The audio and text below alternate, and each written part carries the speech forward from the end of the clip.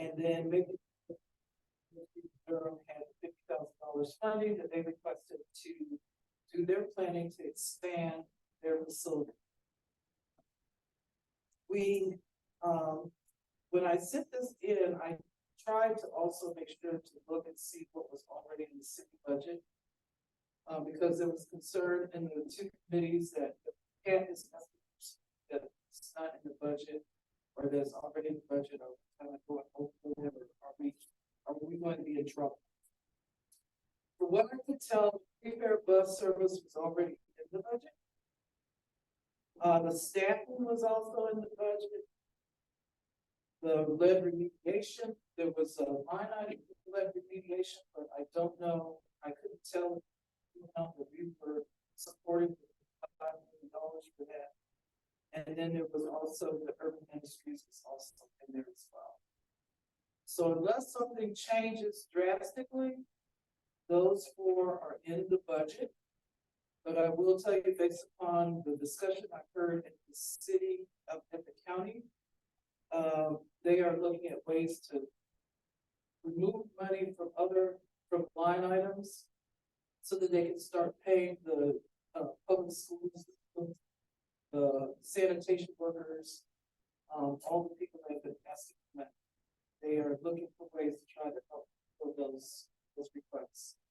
But right now, they're in there. Those four were in there, what I can tell. The two requests that we made that were combined with the city county was expansion of the low income program to include everybody that is below 30%, not just 30% AMI, not just people that are over the age of 60. And to county assessor who could help us understand or who could help ensure that the commercial developments in Durham were being properly assessed. I can tell you from, I did talk directly with the budget people at the county. They said that go ahead, send in the request. They're going to be holding a public hearing on the 28th, but I will tell you that in that evening's presentation, neither of these were accepted, primarily because of the desire to get wages for the workers up, and also because they want to place a hiring freeze in the county. They want to take whatever openings there are currently for job openings and freeze those and not add any more. So the question that we have in front of us is this. We've sent in the letters. I mean, I've sent in the email to both the city and county. I've just explained to you what I saw in the city is that everything we have is already there, but it could disappear because of the wages and the salary issue. And the two county related ones were not included. That's not right. Oh, okay. The budget has for the reappraisal process, they budgeted $754 million in what's called the reappraisal reserve fund. I have requested information about how much was spent in 2019, the last reappraisal, so we can get some sense of comparison of whether this, but they are in the proposal. Okay, I guess what I'm specifically talking about is our request to add an assessor. Well, it's not adding, that's for there is an assessor. This is for the assessment process. Right. The request that went in was to add an assessor. That was very specific. Read the letter that was sent in. And the discussion that took place in the county is that they're not adding any more staff beyond what's already out there. So if they have the fund, that's great. But what I heard clearly say is that they're not adding any more requests to expand jobs in the county. So our request was specifically for adding an assessor.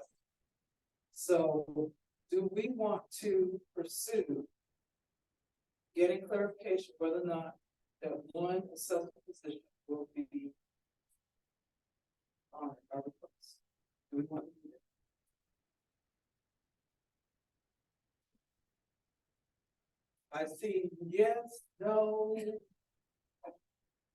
clarification, I thought our request was that they have someone on staff who knew how to assess commercial property, because what we got about how undervalued was what we're sacrificing. So I don't know, Okay, the exact statement that we sent in was that support the county assessor with additional capacity, staff and resources. So Jim has already talked about the resources. The staffing part is the staffing part is the one that's in question. Okay? To assess larger, more complex commercial developments, focusing on more accurate assessments of luxury apartment buildings and RTP lab and research space. We specifically asked that the Durham County Commissioners add additional staff experts focusing on vertical equity. The expertise will help explore the potential causes of systemic undervaluation and previous valuations of property taxes. That was a person. No, Okay. it is resources. And those may be, those were going to be temporary. This is a 1-year process. And adding a single assessor, adding a single assessor is not the way that's accomplished. And there may be consultants and I others. understand what you're saying, but I'm reading what we sent. Well, it's that only that specific reference to adding an assessor. That's not what we had actually proposed in the policy committee. It was adding the resources required in order to carry this out properly, but in an equitable way. Okay, so information we sent in to them was incorrect. That's what we're saying.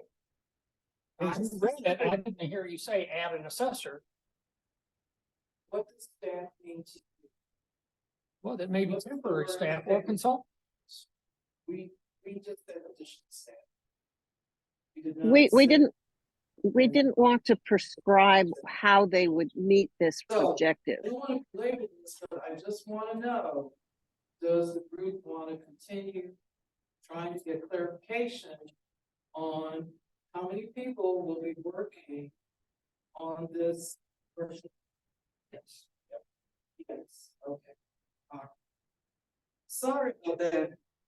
I try very hard to make sure that we're not, everybody talks today about fake news, false stuff. I want to make sure we understand what we sent in and what hurdles we might have to try to make it happen. My intent is not to make it. Okay, with that, the next item we sent in was with closed referendum for November. Jonathan talks to that. Thank you, Cynthia. John Talmadge, Director of Mike Durham. If you've been in Durham for any period of time, you know that we have very spotty sidewalk network, and that you will see people walking feet or walking paths alongside the street throughout the city, many parts of the city. And a lot of those that we're invested in are the historically black neighborhoods and streets connecting.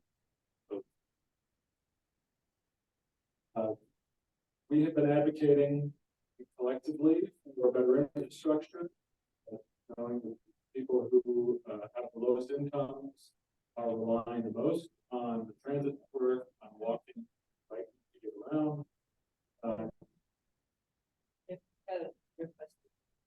Even closer. So maybe on this side.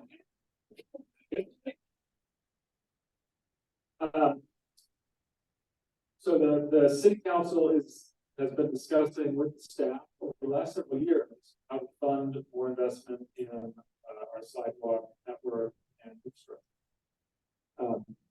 The council received from the staff back in April a presentation about general obligation bonds.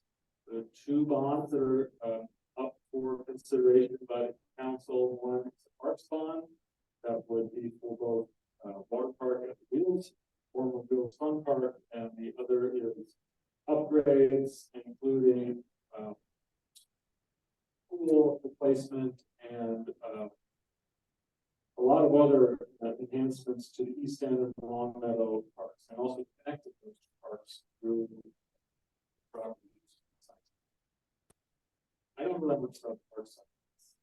here to talk mostly about the sidewalk and the streets. So this is 25 different projects, sidewalk projects. A lot of these have been through design or are in right-of-way acquisition. They're ready for construction. So the idea is that this bond is the best way to move them the fastest and least expensive way to get them to completion. Street paving and maintenance is to get ahead of the current schedule that they're on for all the street repavings. Each one of those is an opportunity to look at configuration, striping the streets to make them safer for people walking and biking. Sometimes that's adding new crosswalks or narrowing the intersection, like in the South Side neighborhood last year. Even traffic calming through traffic circles or what they call speed pillows or speed tables. And also in some locations being able to add bike lanes. Supplemental sidewalk repairs is last year the staff presented to the council what the big backlog of sidewalk repair needs are throughout the city, and it could be resolved with 10 years of $10 million a year or 5 years of $20 million a year. So this is adding more money to, they did $10 million last year, and this is adding another $15 million to move through that backlog of sidewalk repairs, and then resolving the remaining paved roads. So we are looking for the Coalition for Affordable Housing and Transit to be supporters of the sidewalk and streets bond package. June 3rd is when the council will vote to put that on the November ballot. Preliminary meeting, 6 to 7 council members express support for this.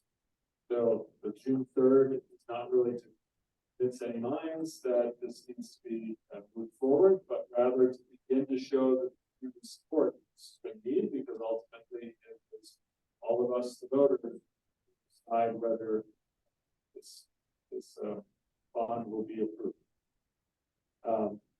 So I think before the group is a letter of support, sign-on letter for organizations to support the measure, and then hopefully conversations after this about how to build support for vote yes for the bonds.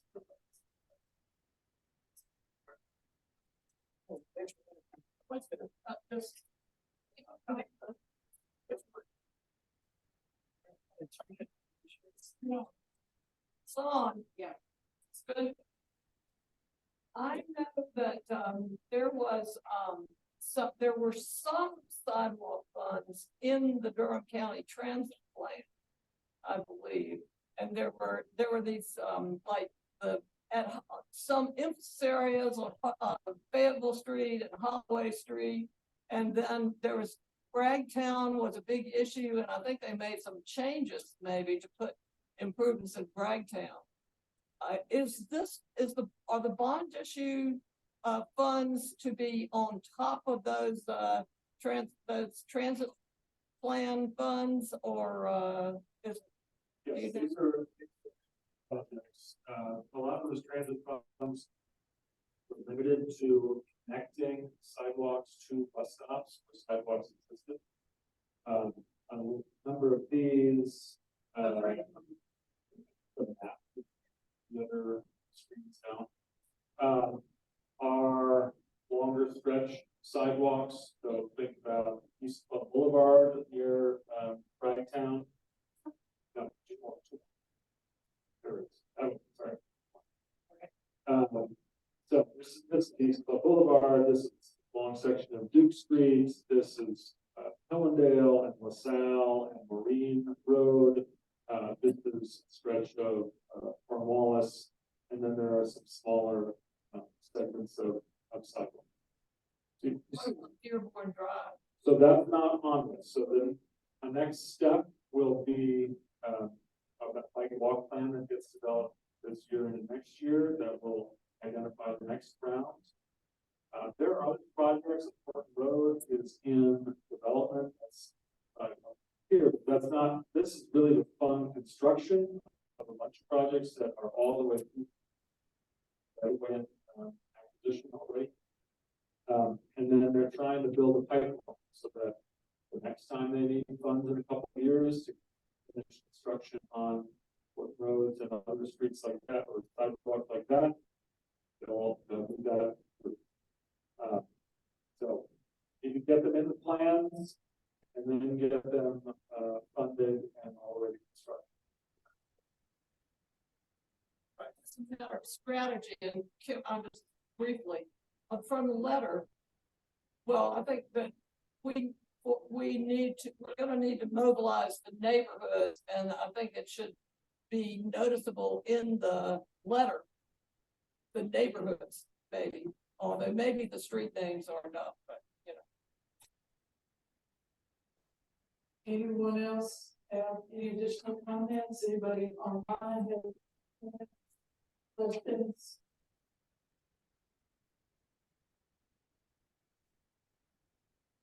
Okay, so here's the question on the floor. Do we, as Ken, want to be partner, be a co-partner, or be a partner?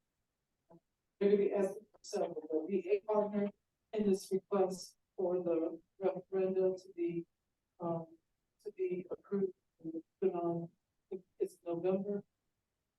The November ballot. All of those, anybody opposed? Let me just add that, anybody opposed? I see anybody here, anybody online opposed? Okay, maybe so that she's really opposed. Meeting's got a big smile. Not opposed. Sorry, not opposed. Thumbsing. Okay, all right. So, so the three candidates, ready for the rest. Sign off on the board, okay? And then, as Becky said, you have a strategy and communicate this to all the organizations represented in CAC. We make sure we go in November with a strong voice. Okay. Now for the real meat of the meeting, we're going to talk about the 505 project. We have Rick Larson and Jane Williams here. They're gonna walk through, the recommendation. And again, the decision the group has to make is whether or not we agree with that so that we can send it on into the city. Is there anyone here other than our new intern? Anyone who's not familiar with the 505 project before we get started? Everybody knows the history and what we're trying to do with that, or what would like to be done with that? Okay. Everybody online, okay? No one needs the background. James said she's okay. He says, okay. Okay, so with that, I'm not gonna take up any more of their time. I'm gonna hand this over to Jane and Rick. And again, please remain open-minded. Let's try to have a good positive discussion around what we're doing. Thank you, Cynthia. I'm Rick, I'm Dan. And we're gonna tag team a little bit. I'm gonna talk about the background of 505 and how the current RFP came to be. And then Jane's gonna talk about the specific recommendation itself. Some of you have seen a chart that we use to compare different RFPs.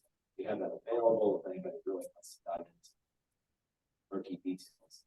But what we'll be sharing with you is the actual recommendation. That's what we want. So some of you have been involved with this project for several decades. I think it's actually probably hasn't been quite a decade, but it's been a while. We're on the third RFP round with the city. The property is owned by the city of Durham. It's the police station building.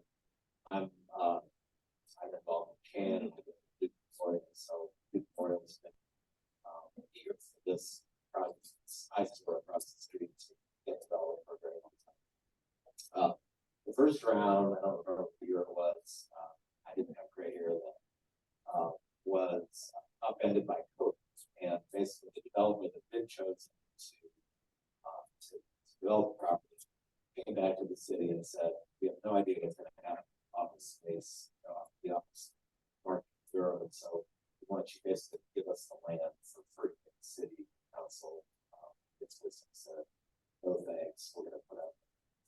So the second RFP went out, and the new city council, now this is the previous city council, said, we're not happy with the developers that come in, we want to put our own spin on this project. So in 2003, they said, we're not going to accept any of the proposals. They had some public input from that. In November of 2023, they came out with new priorities for the 505 project. Number one on that list of priorities was for affordable housing. So for lots to move from somewhere down over the south, but only calls for 80 units of affordable housing. Financial return, which had been at the top of the city's priority, was moved to last, and in between things like green space and the renovation of small buildings. And also recognition of the historic displacement of Black communities in Durham, Utah, West Virginia. Anyways, near the hospital. So a group of, go ahead, sorry. Preston, thank you.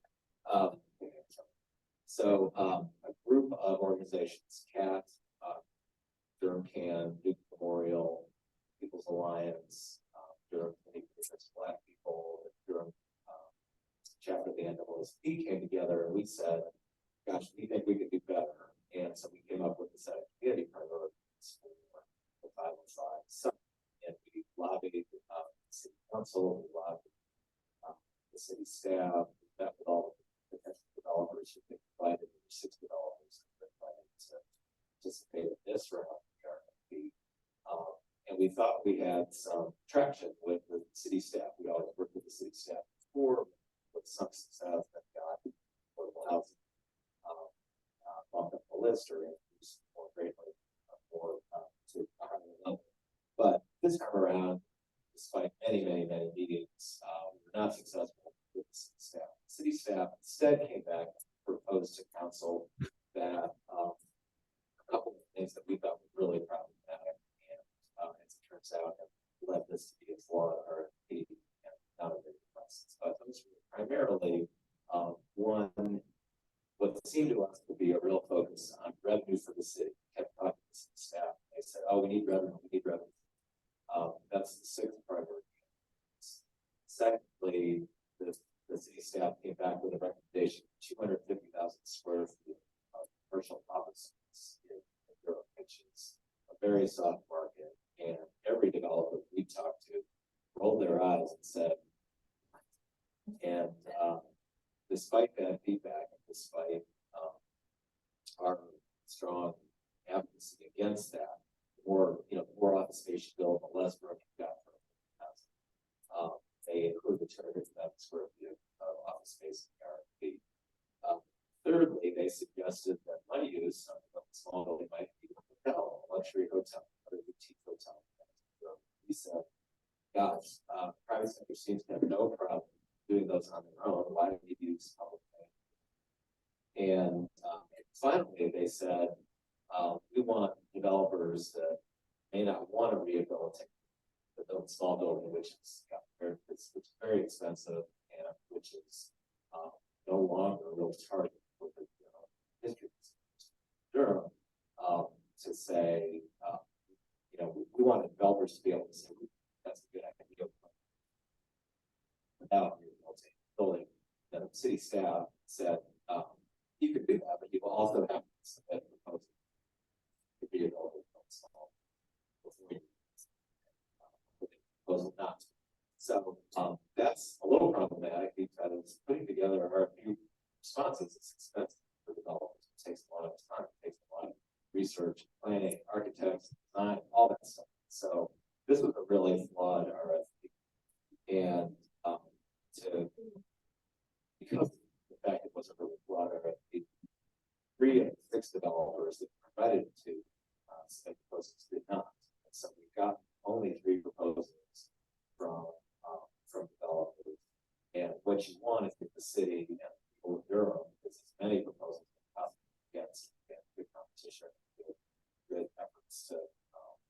meet or exceed. Requirements of the city. So, with those, and the only thing that we were able to do in all the work with lobby, all the patients together, was to bump up the minimum threshold for getting the highest score on 40,000 from 80 units to 91 units. So now if you submit a proposal that has 91 units, you will get scored the highest. That's so we reviewed the proposals. Jane's going to go over what based on those proposals, and this recommendation was put together doing the developers proposal. Talked to developers so far. We also just we're bringing up that we had to push the city hard, city staff hard to give us the proposal, which are public record. They would not release them until with the Valley Road lovely and clearly letter. It's ridiculous. These are public records. And you can mark out certain things for pro formas and trade secrets and all that. You gotta get it. We're able to do it. And came up with the following recommendations. So, any questions about the process or any history? Good. That's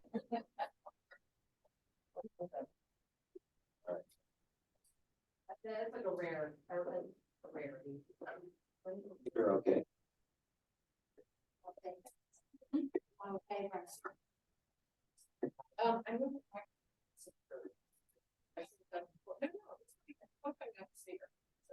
Just make sure you're putting the mic up.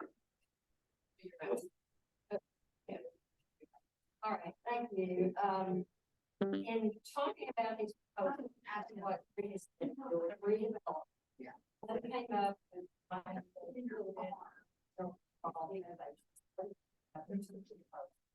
but actually five and we have to send out make them that has all of it. But online of it that we are not, but we don't feel like any of the proposals that we made maximize the insurance rate. So we are asking that in the negotiations with these three developers that we have this 175 permanently affordable units at 60% in my article. I'm not gonna go through Conifer. It was one of the developers, unless you want me to. They just did not meet enough of the criteria. Didn't feel like they could kind of get close enough to what's needed there.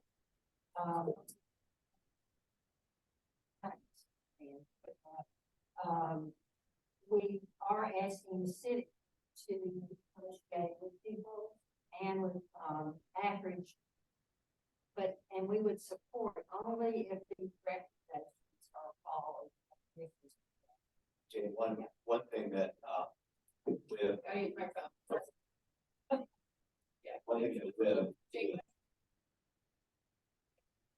Viv pointed out is the city will have to choose the developer. They'll have to say, we think this is the best development, the best development, and we care, but we really don't care which developer they choose. What we're saying is, regardless of which developer they choose, or if they choose to negotiate both, this is what we need to see coming out of negotiations with. So they may only choose to negotiate one developer.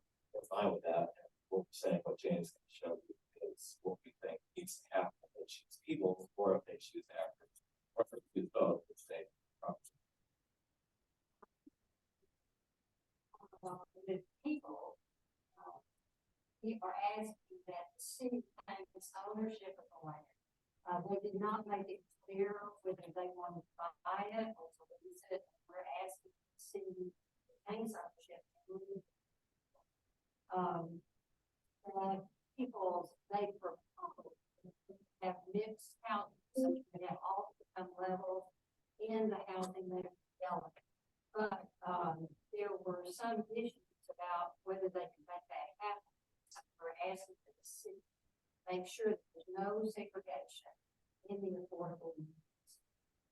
one of the biggest concerns about bills was the amount of debt that the city would acquire. It was like 57 to $70 billion in debt. And we're asking that the city look carefully at that to reduce that amount of debt. And then, what would be that commercial square feet, they are the ones that propose the most commercial, square footage, and it can reduce so that they can increase the number of affordable units that they can. And one way they can do this is they can tear down one small and do another affordable housing unit and, make at least 25% of those affordable apartments. Or if they want to renovate something small, they can renovate something small for affordable housing. Those are two possible ones for us. So that was the one, that one developer, if they decide to look at Akridge or they're going to negotiate with them. Akridge proposed to buy the site outright, and they're asking them that be moved again. They have real 9% LIHTC funds, and those are very, very difficult. Durham at the most, maybe we'll get 9% a year, and their whole development is based on being able to get at least 9% LIHTC. And we're concerned they bought it, and they were relying on the 9%, but we might not get any affordable housing at all. They also, because they were dependent on the 9%, have segregated housing in that market. The financial levels, but we are asking them to create all the affordable residential units into a mixed building. And there's also had a restriction of about half of their units were going to be for individuals 55 plus. A lot of us have gray hair, but that the need for help downtown here are very mixed across the age spectrum, and so we're asking them not to restrict in such a. And that's, so we're kind of open for questions. I know that's a lot, and, it's been a very challenging, time to work on this petition. I'm not sure that any of us feel like we're paying back what we like this. There's also the issue of if this RFP goes through and meets with the developers that looks at, then we want most people to have acquired. So probably to have a question.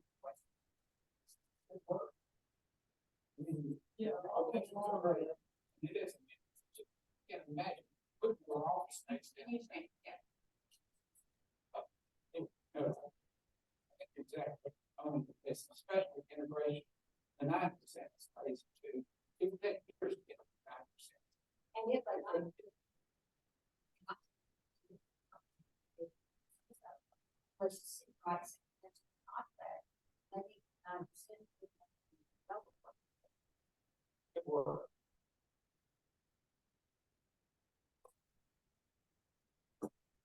I really agree with you on that, that we do not want to sell that property. We need to lease it.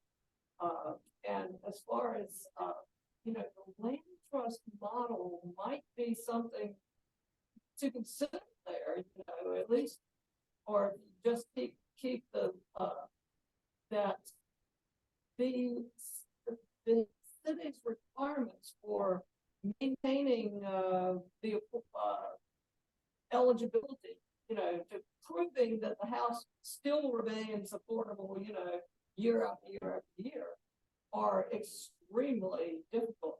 Looks like to me, and it would be a lot easier in some places to do it by just having them give the property to the land trust, and land trust keeps the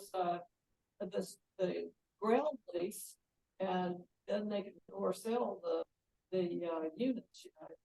So I mean, and another thing, I wonder. I have a lot of questions, but maybe I should give somebody else a chance. Because with us for her thoughts. If there's any time, we'll see me come back. I'm just kidding. Oh, she. For y'all, so we'll get to know. That is great information, and I'm glad to see that there's the effort for making sure that affordable housing is. Thank you.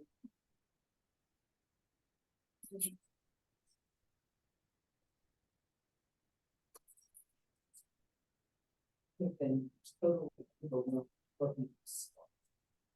There's a lot I don't know, so I do think that the group is done. And that we've been able to bring in a number of organizations in the city. And while this isn't, as person who's downtown, this isn't, all that I'm approached for. I think it's a good stab, and I would support going along with it. Because I don't have the energy to read all that stuff. You trust. Cindy, I can say one thing, another option is to say, we don't support any of them, and we want the city to put out another fee. We talked about it, and we feel that, as evidenced in this last round, there's RFP fatigue on the part of developers feel like the city keeps changing the rules, keep changing what they want. In this, they just said, we don't know what the city wants. We are in a position to, we don't think, doing 250,000 square feet of office space and all the affordable housing you want is possible. So what do you want us to, what do you want us to do? We have to feel like we have to make a choice. And I think we sort of come to the conclusion that talking to all of our organizations that putting out another RFP and delaying the process by 2 years for the not to get anything all say that we want to be part of this.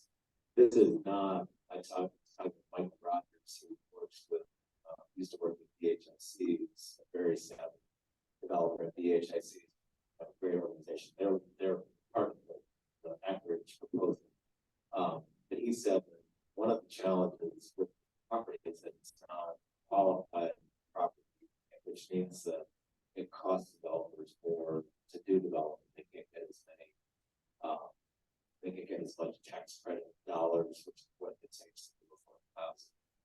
And so, a lot of developers would rather not bid on the call. It's not, it's easy. So we looked at that issue to say, scrap all these, let's go back to the drawing, and decide probably better encouraging the city to go ahead and negotiate with developers and do the best. So that was sort of conclusion. And then I'm going to ask Jamie, if she's in the real estate sector, if she could provide her, she'll be the last person to speak that. And let me commend you all for all the great effort you put into this. You said that it's not clear whether the city would negotiate with 2 developers or just one. I think they have to choose one. They're interviewing all of them now. I think they have to make, they have to choose one to negotiate. That negotiation may or may not be successful, and then they would go down the list. And we found it's really lacking. And our guess is that the city will choose to negotiate with Peoples, because Peoples is at least saying we want to have a fixed income building. We don't want to segregate the work, but we don't know. I think they have to choose one. Well, you did a great job. Have these recommendations been submitted yet, or are we waiting for final approval? Here. Part of the process is we get, they will have to work with groups to see if they offer. That's been one of the great things about this. Got stick really, really strong.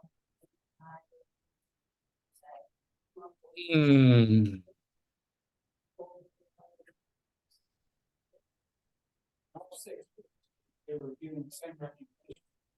Is anyone else endorsed it or we? Yeah. Well, I would make a motion that we do endorse. What? Okay. Sure. And then, so let's, I don't think we have any really heartburning updates today, but if we do, other than the, June first deadline on the low income stuff. Jamie. Okay, Jamie, can you give us just, real quick? Can you hear us, Jamie? Jamie? I can hear you. Can you hear me? Oh, okay.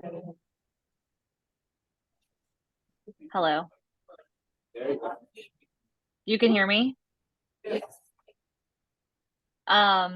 Sorry, your audio has been a little choppy this whole time, and apologies that I'm not there in person.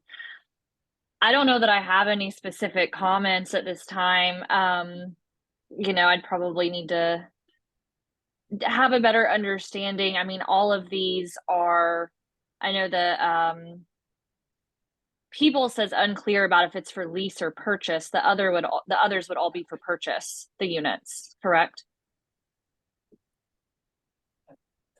Conifer said they wanted to lease it, but there were so many problems with their proposal otherwise.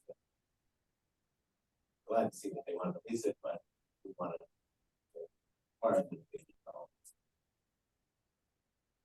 Gotcha.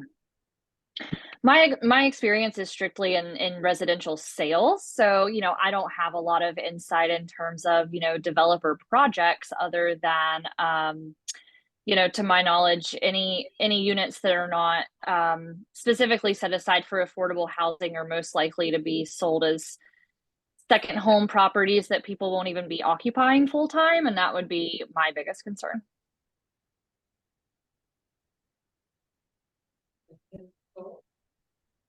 Thank you, Jamie. And then Nicole? Nicole? Oh,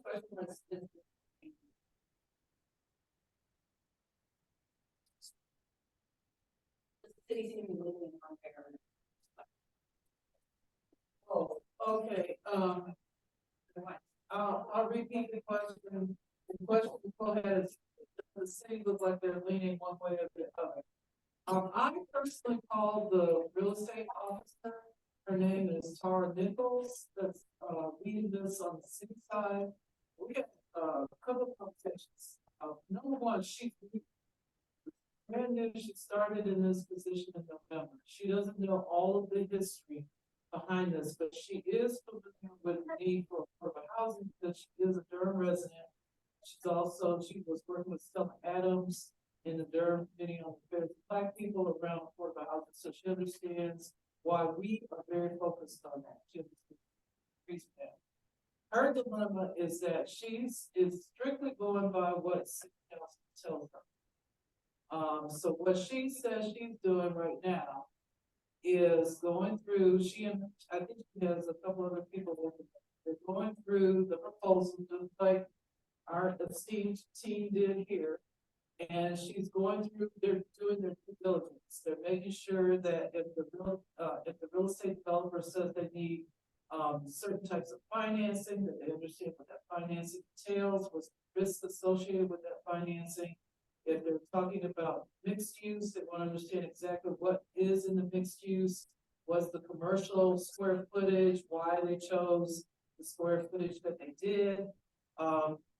And then also how many units of affordable housing. And according to what she explained to me, she is literally they're just capturing exactly what our folks did here, capturing what developers are saying.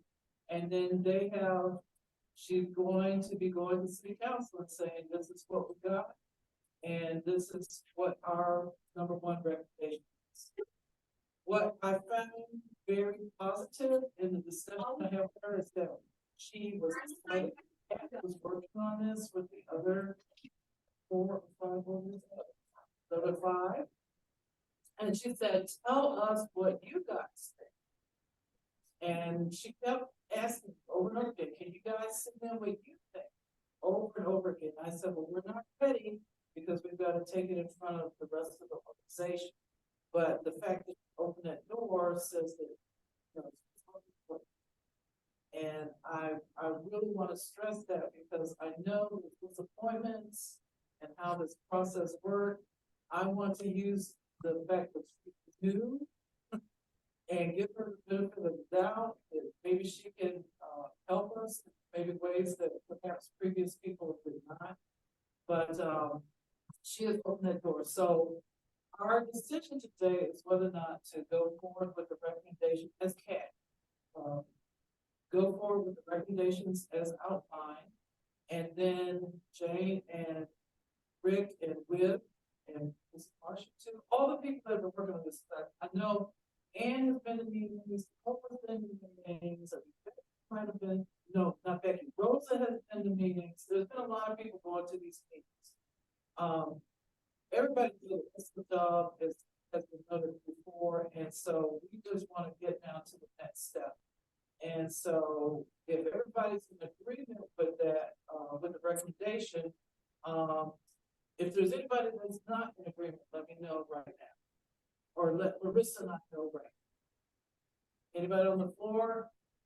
Anybody in the Zoom? There's a hand, Nicole, please. Okay, Nicole, she has another question. Okay, I just wanted to know, and thank you, Rick and Jane and everyone. Not in agreement, okay. What is the real? I mean, well, here's what the letters say, okay? Just so you know what it is that the letters say. First off, the first part of the letter, before the recommendation says, we understood the process is going to be X. It turned out to be Y, and we're unhappy. That's the summation of that first section, okay? We're unhappy with the RFA. We're unhappy with the way this was handled, okay? I asked the group to try to be as objective and as positive about this, and I think they've done a good job without compromising on the message, okay? We're about affordable housing. We're going to stress that. So we have to push as an organization for affordable housing, even if it's uncomfortable, it causes some tension. All right. So that's the first half of the letter.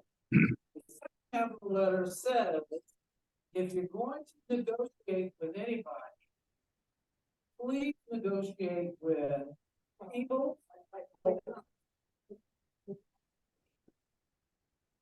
I support. We propose this time. Correct. And that we're asking for it.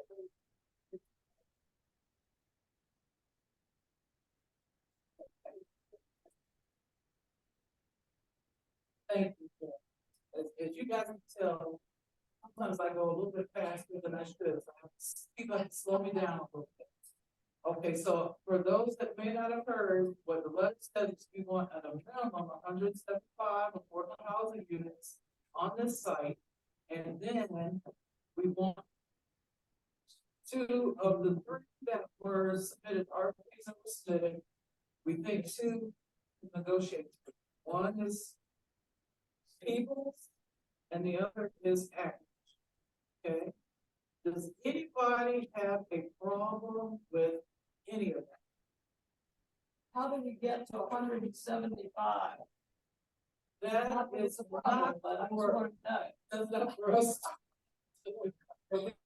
We had conversations with other developers, what was possible on this site, and some actually, they said, oh, we could probably build 700 units of housing on this site, and if you did 20 or 25% of those, that you get as many is 200 units of housing, affordable housing, at 60% of AMI. So we just said, well, you know, we don't want to have some skylines that are 75. That would be double. Yeah, that would be double what is in the line. But I think it's real. I think you know, we have to be realistic, and we're sort of at the mercy of developers, capitalist system, which is how money for these projects gets raised. So we'd all. I think it's changed. None of us really love how this has come out. We all wish there could be more, but you know, we have. Now, one thing I would add to that, Eddie, I don't know how Bill got off with this, but somehow 80 units of affordable housing seems to be a stuck point. And, you know, that's about what went on in Willard Street. Yeah. That's what's it. And so when they came back, and we lost it, I'm stuck on 80 or 85. And there's no reason to come up with that kind of number. So it's like, let's go for math. Okay, so wrapping up this item. Do we have anyone else with any questions? I had an announcement. Oh, Hello, I'm Maurice Seibel, and I've been working with Jim Scar on the low income homeowner grants. hold on. Wrap this one up, okay? Before you grab that chain at the top. Okay. We have hands up. Okay. Wrap this up. Is there anyone who is not in agreement with moving forward, letting our team,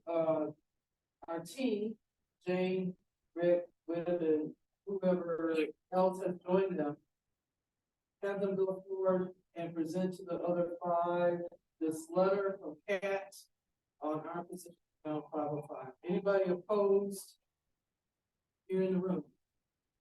Anybody opposed on Zoom? Okay, all right. I did not send out a package that they have created a very good comprehensive sales spreadsheet that tells you exactly all the details. I will send it out, have it distributed once I get the signal from these guys. Okay, because we're very, very cognizant that the other groups have it also. Okay. All righty. Now, this. A quick announcement about the low income homeowners tax relief program. It's available on the Durham County Department of Social Services. We have gone out knocking on doors in some of the older communities that were built for low income homeowners, and no one knew about the program.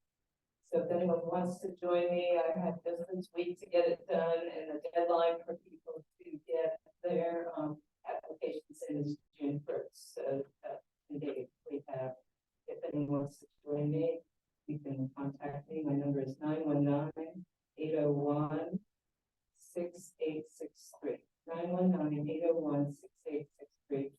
And a real quick request that I'm bringing to you from eviction court.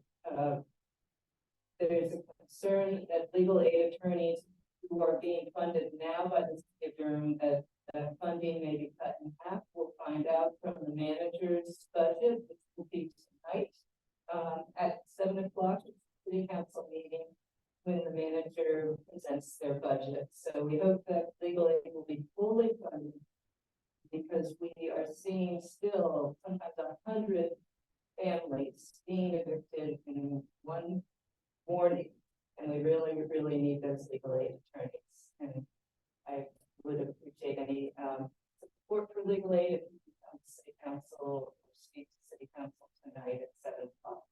Thank you. Okay, and if you do show up at city council, remember, you gotta get there early before they lock the doors. Okay. I know that sounds so anti-democratic, but it's what it is. Okay. Our interns looking at me like, why did it smell locking doors? I should say, John. See, I've already adopted. And then the last announcement is, Danielle Goldman asked that everybody try to support the lead remediation, the folks that are affected by the lead problems at the 5 parks. There's a meeting May 22nd from 5:30 to 7:30 p.m. It was in the, agenda announcement. You have to register, I believe, to, I think, yeah, to attend because they're expecting a lot of people. Spanish translation will be available. And I think the rest of it, I think is additional stuff.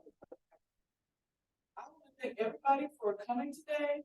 I hope that we can start, we had John here from Bike Durham as cat support for that. We have a project here where we're in partnership with 5 other groups. We have a request, let's try to help people. So once you leave the room today, that's not the end of what we do. If you can show up for these council meetings, if you can show up and provide support, public speaking, I know some of us are uncomfortable with that, but if you get up and say, yes, I as a citizen am in support of this, or I as a cat person, once you have our agreement, it can